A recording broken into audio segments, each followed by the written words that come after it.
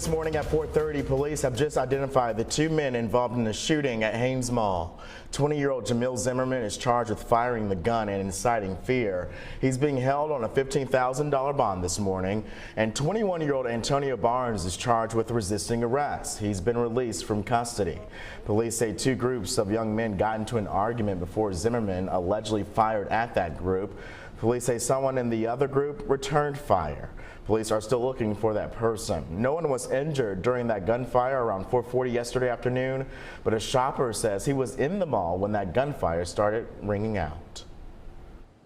I heard about 8 or 9 rapid fire shots, and I knew right then it was gunshots. I found out after it's all over that one of the gunshots basically probably just missed me. Wow, he says that bullet hit just a few feet from where he was standing.